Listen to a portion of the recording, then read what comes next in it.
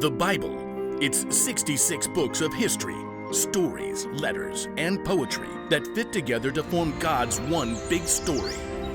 The epic adventure of how He created us and loves us so much that He made a way to rescue us. As we travel through the Bible, from Genesis to Revelation, we discover people who met God and found their lives changed forever.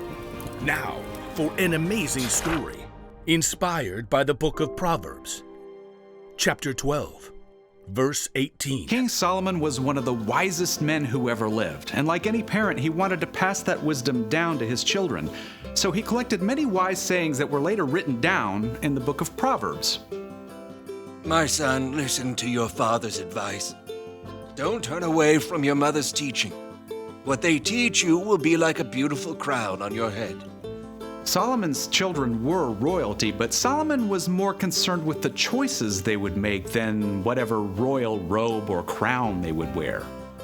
My son, accept my words. Store up my commands inside you. Let your ears listen to wisdom. Apply your heart to understanding. There are hundreds of wise sayings in Proverbs, and a lot of them mention the same thing over and over and over. Your words. Yep. You remember that old saying? Sticks and stones may break my bones, but words will never hurt me. Not true. What comes out of your mouth is strong and powerful. Words can end a friendship. It can make people believe a lie. It can make people lose their trust in you. Here's what King Solomon had to say about it. The words of thoughtless people cut like swords, but the tongue of wise people brings healing. This is my double sword, commonly known as, scissors. Now, you might think that one tiny little comment might not really hurt anyone. That was a dumb thing to do. Can't you get anything right? Sorry, you can't sit here. Did you even look in the mirror? Crybaby. No big deal, right? I mean, it's not like any of these little cuts did any real damage. But deep down inside, none of us are just one layer. We're way more complicated than a single sheet of paper. Our stories have a bunch of different layers. So when you say, Just get over it, your words might cut way deeper than you ever imagined. Ouch! But there is a way to keep your words from slicing deep like this. Think before you speak. Take a few seconds, use your imagination. Maybe you feel like saying, you're a loser, so you'll never hear me say you're good enough. Stop. Ask yourself, how would I feel if someone said this to me? Would it hurt?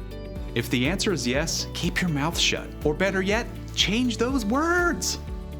You're good enough, so you'll never hear me say you're a loser. Your words can encourage and comfort. They can speak truth and bring wisdom. Hey, can I help? I'm really sorry you're having a rough day.